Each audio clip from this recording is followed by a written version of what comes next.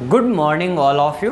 आपके अपने YouTube channel geography junction पे आपका स्वागत है। आज अपन बात करेंगे मुख्य रूप से प्लेट विवर्तनी की, यानी प्लेट विवर्तनी की टॉपिक में अपन पढ़ेंगे प्लेटें कितने प्रकार की होती हैं, प्लेटों के प्रकार कितने प्रकार के, प्लेट शब्द किसने काम लिया और प्लेट विवर्तनी की शब्द किसने काम लिया था, और उनके जो मुख्य रूप से प्लेट विवर्तनी की जो उदाहरण दिए हुए हैं प्लेटों के किनारों के, वो उदाहरण आपको हमेशा पूछे जाना है। और विश्व में कितनी बड़ी प्लेटें हैं, कितनी छोटी प्लेटें हैं, या अपन कह सकते हैं नासा के जो सर्वेक्षण द्वारा कितनी प्लेटों की संख्या, ज्ञात संख्या बताई गई है, इन सब के बारे में आज अपन बात करने वाले हैं। और जो प्लेट विवर्तनी की जो प्लेटें हैं मुख्य रूप से कितनी अवस्थित है, छोटी और बड़ी, उनको अपन नेक्स्ट वाले वीडियो में बताएंगे। लेकिन आज इस वीडियो में अपन प्लेट के प्रकार और प्लेटों के किनारों के बारे में बात करेंगे और प्लेट के सामान्य परिचय के बारे में।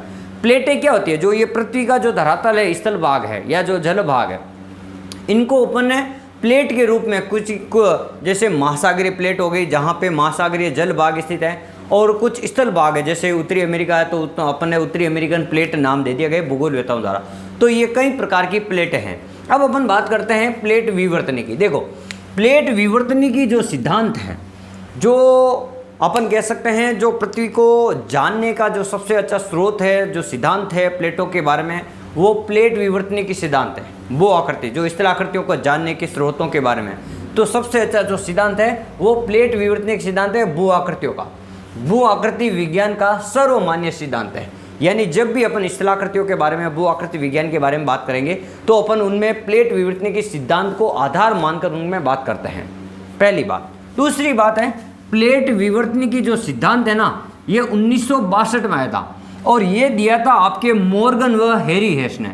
देखो, प्लेट विवर्तनी की जो सिद्धांत है वो दिया था आपके मॉर्गन व हैरी हेस ने, और एक दिया था सागर नीतल प्रसरण सिद्धांत, वो दिया था 1961 में। कई किताब में 60 भी लिखा मिलेगा, वो मिलेगा आपका हैरी हेस। यानी यहाँ मैं लिख देता हूँ अभी आपको, सागर नीतल प्रसरण सिद्धांत वो दिया था 1960 या 61 में, हैरी हेस ने दिया था। लेकिन प्लेट विवर्तनी की सिद्धांत पूछे तो मॉर्गन आएगा पहला नाम, मॉर्गन व हैरी हेस, मॉर्गन व हैरी हेस। अब अपन बात करते हैं प्लेट जो शब्द है, इस प्लेट शब्द का जो सर्वप्रथम जो प्रयोग है, प्लेट शब्द का सर्वप्रथम प्रयोग ये आपके किया था टूजो विल्सन नाम के भूगोलवेत्ता ने, टूजो विल्सन।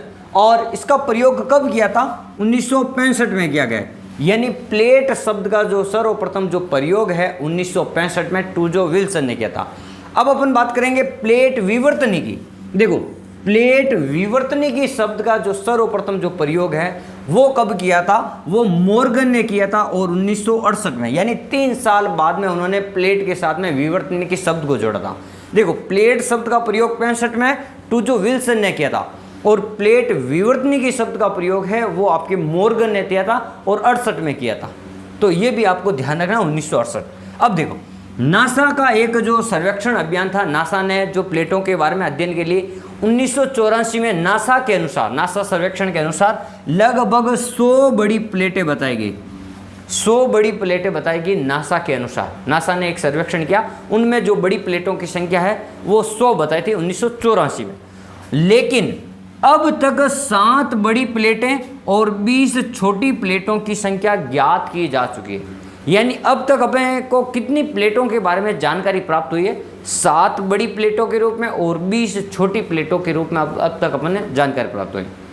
और ये जो 7 और 20 जो बड़ी प्लेटें हैं, छोटी प्लेटें हैं, इनके बारे में जो अवस्थिति है मुख्य रूप से अपन आगे वाले वीडियो में बताएंगे आपको कि ये विश्व में कहाँ कहाँ पर स्थित है। अब देखो, अब अपन बात करेंगे प्लेट के प्रकार, यानी प्लेट के कितने प्रकार, प्लेटें कितने प्रकार की होती हैं। तो मुख्य रूप से प्लेट 3 प्रकार की होती हैं। प्लेटें कितने प्रकार की होती हैं? मुख्य रूप से 3 प्रकार। देखो, एक होती है महासागरीय प्लेट, जहां पर पृथ्वी के जो जल भाग है, जैसे प्रशांत महासागर है तो अपन ने उसको नाम दे दिया प्रशांत महासागरीय प्लेट, अटलांटिक महासागर है तो अटलांटिक महासागरीय प्लेट। तो ये जहाँ पे जल भाग है उनको तो अपन ने नाम दे दिया महासागरीय प्लेट। जैसे प्रशांत महासागर है तो ये महासागरीय प्लेट हो गया। फिर दूसरा है महाद्वीपीय प्लेट। महाद्वीपीय प्लेट यानी जो स्थल भाग है, जैसे यूरोप का भाग है, एशिया का भाग है, तो इसको अपन सम्मिलित रूप से कह सकते हैं यूरेशिया। तो यूरेशियन प्लेट, तो महाद्वीपीय प्लेट का यूरेशियन प्लेट। आपको कभी कभार पूछ सकते हैं कि पूर्ण रूप से महासागरीय प्लेट प्रशांत महासागर प्लेट है और महाद्वीपीय प्लेट 100% तो आपको यूरोपियन प्लेट। अब आपको पूछेंगे महाद्वीपीय और महासागरीय प्लेट दोनों का मिक्स का उदाहरण कौन सा है, तब आपको क्या ध्यान रखना है, तब आपको ध्यान रखना इंडो ऑस्ट्रेलियन जो प्लेट है ये महाद्वीप और महासागरीय प्लेट का उदाहरण मानी जाती है। कौन सी? Indo Australian plate. इंडिया और जो ऑस्ट्रेलिया के बीच में जो प्लेट है इंडो ऑस्ट्रेलियन नाम से जानी जाती है। यहाँ पर महाद्वीप यानी स्थल भाग का भी हिस्सा आएगा और महासागर यानी जल भाग का भी हिस्सा आएगा, दोनों को मिलाते हैं तब अपन महाद्वीप महासागरीय प्लेट, और इसका उदाहरण है आपके पास में इंडो ऑस्ट्रेलियन प्लेट। अब अपन बात करते हैं प्लेट के किनारे। देखो प्लेटों के प्रकार भी 3 होते हैं और प्लेट के जो किनारे होते हैं वो भी 3 होते हैं, दोनों ध्यान रखना। अब कौन कौन से किनारे होते हैं, उनके क्या उदाहरण हैं, यहाँ से आपको 100 और 1% यहाँ से प्रश्न पूछते हैं हमेशा नेट JRF वाले में या केवी या PGT या जहाँ कहीं पर भी आपको ये भूगोल विशेष सब्जेक्ट से संबंधित जहाँ आपको प्रश्न पूछे जाएंगे, यहाँ से 100% संभावना बनती है प्रश्न पूछने की। देखो या तो आपको सीधा उदाहरण से पूछ लेंगे या आपको थ्योरी से प्रश्न पूछेंगे। देखो कैसे प्रश्न, पहले तो प्लेट के किनारे 3 किनारे होते हैं। देखो एक किनारा होता है विनाशात्मक किनारा, दूसरा किनारा होता है आपका अपसारी किनारा और तीसरा प्लेट का किनारा होता है संरक्षी किनारा। अब अपन इन तीनों के बारे में बात करते हैं। प्लेट के जो 3 किनारे हैं विनाशात्मक, और एक हो गया संरक्षी किनारा और एक हो गया आपके अपसारी किनारा। देखो तीनों किनारों के बारे में आपको उदाहरण से बता देता हूं ताकि आपको आराम से समझ में आए। देखो जो ये पहला किनारा दिया हुआ है आपके विनाशात्मक किनारा, और ये विनाशात्मक किनारा किस प्रकार के, इसको अपन चित्र के माध्यम से समझने का काम करते हैं। देखो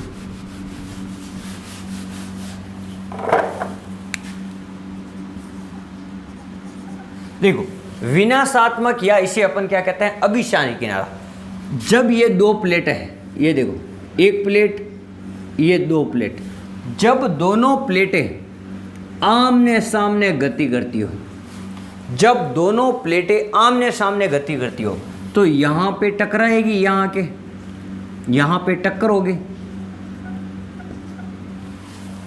जैसे 2 गाड़ी आती है आमने सामने आती है ऐसे, तो जैसे ही 2 प्लेटें आमने सामने आएगी तो टक्कर होगी, तो यानी विनाश होगा प्लेटों के आगे वाले भाग का। इसीलिए इसको प्लेट के किनारे को विनाशात्मक किनारा भी कहते हैं या अभिसारी किनारा, टकराने वाला किनारा, अभिसारी किनारा। इसको क्या कहते हैं, अभिसारी किनारा या विनाशात्मक किनारा, जब 2 प्लेटें आमने सामने आती हो। तो इस प्रकार का जो उदाहरण है आपको मिलेगा विनाशात्मक या अभिसारी किनारे में। अब ये जो विनाशात्मक या अभिसारी जो किनारा है ये भी 3 जगह आपको मिलेगा विनाशात्मक। देखो इसके भी 3 भाग है विनाशात्मक किनारे के। अब एक तो महाद्वीपीय प्लेट टकराएगी, एक महासागरीय प्लेट टकराएगी और एक महाद्वीप और महासागरीय प्लेट टकराएगी, तो 3 किनारे हो गए। जैसे देखो पहला उदाहरण अपन देखते हैं महाद्वीपीय और महासागरीय प्लेट, यानी महाद्वीप और महासागर के जो किनारे जहां पर टकराएंगे वो है प्रशांत महासागरीय किनारे। जैसे देखो ये इधर पूरा प्रशांत महासागर है और ये जैसे देखो ये उत्तरी अमेरिका, मान लो ये आपका उत्तरी अमेरिका, ये दक्षिणी अमेरिका और इधर आपका प्रशांत महासागर। तो देखो उत्तरी अमेरिका और प्रशांत महासागर टकराएगा, यहाँ प्रशांत महासागर और दक्षिणी महासागर, यानी ये महासागरीय और ये महाद्वीपीय, ये महासागरीय और ये महाद्वीपीय किनारा जब आपस में टकराते हैं तो ये वाला उदाहरण आपको कहाँ मिलेगा, प्रशांत महासागर के अंदर, जहाँ पर एक महाद्वीपीय प्लेट और एक महासागरीय प्लेट टकराएगी आपस में। पहली बात ये वाला। दूसरा यहाँ पे दिया हुआ है महाद्वीपीय प्लेट, और महाद्वीपीय प्लेट का जो उदाहरण है इसी में महाद्वीपीय प्लेट का जो उदाहरण है वो आपको कहाँ मिलेगा। जैसे देखो ये मान लो आपका यूरोप वाला क्षेत्र है और ये इस प्रकार एशिया, ये यूरोप हो गया और ये एशिया हो गया, और नीचे आपको मिलेगा यूरोप और एशिया, और इधर आपको मिलेगा ऑस्ट्रेलिया और ये छोटे बड़े जो द्वीप समूह इंडोनेशिया वगैरह।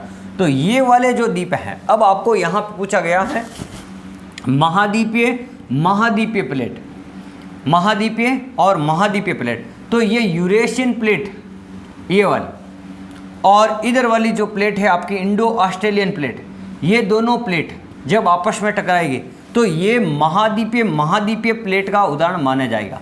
महाद्वीपीय पूरी प्लेट को अपन यूरेशियन प्लेट कहते हैं और इधर हो जाएगा आपका इंडो ऑस्ट्रेलियन प्लेट। अब अपन दूसरी बात करते हैं, तीसरे किनारा, महासागरीय प्लेट का किनारा।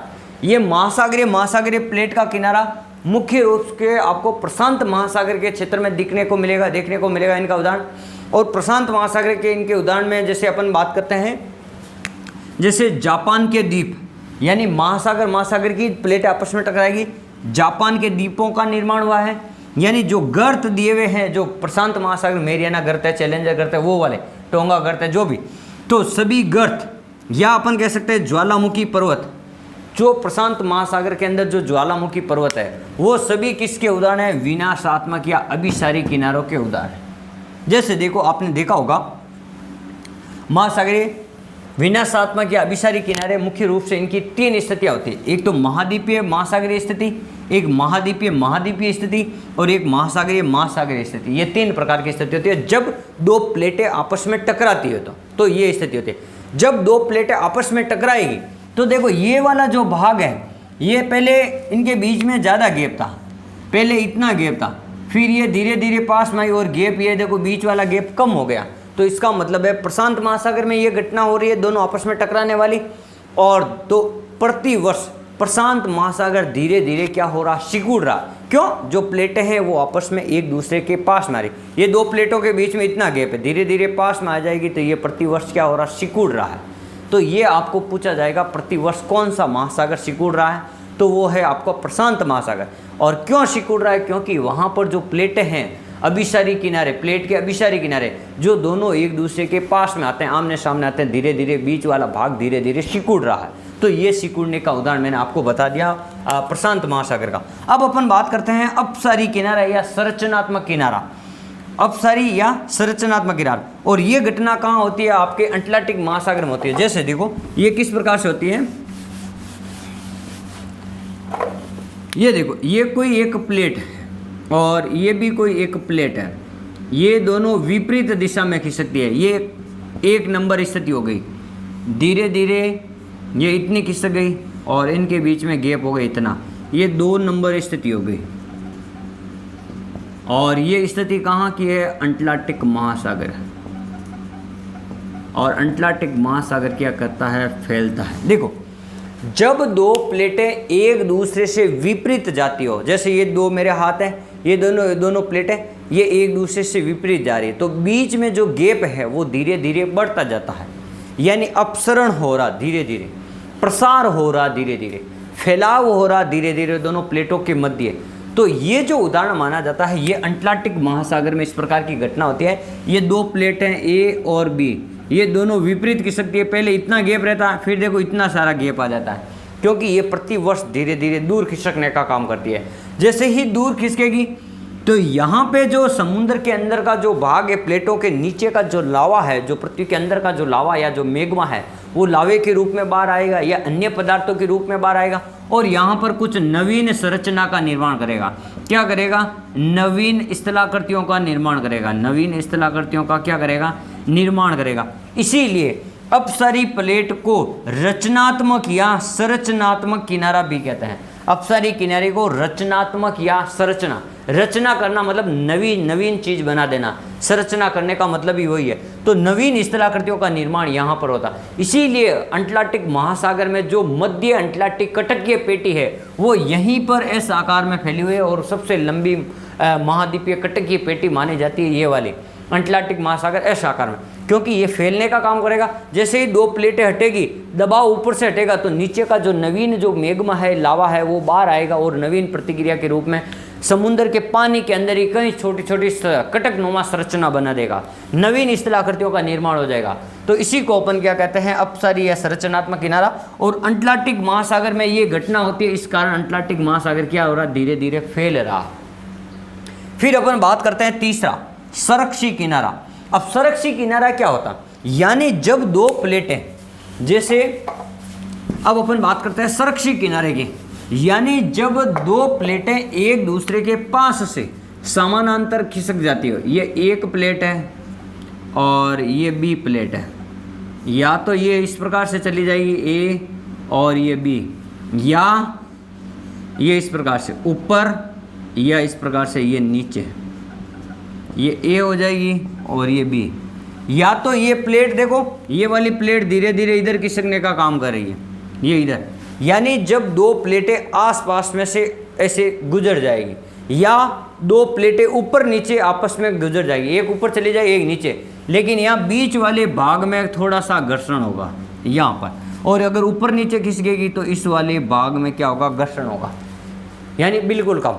तो जब दो प्लेटें एक दूसरे से पास से खिसक जाती है तो इस प्रकार के किनारे को संरक्षित किनारा कहते हैं। इससे न ज़्यादा हानि होती है, बिल्कुल किसी भी प्रकार की ज़्यादा हानि नहीं होती है, इसलिए इसे अपन संरक्षित किनारा कहते हैं। संरक्षित किनारा यानी सुरक्षित, या अपन कह सकते हैं संरक्षित किनारा। और संरक्षित किनारे का जो उदाहरण है मुख्य रूप से आपको रूपांतर भ्रंश के रूप में सेंट एंड्रियास भ्रंश माना जाता है। और ये विश्व प्रसिद्ध जो उदाहरण है, ये आपको कई बार आपको नेट वाले प्रश्न में पूछा गया है, नेट के पेपर में।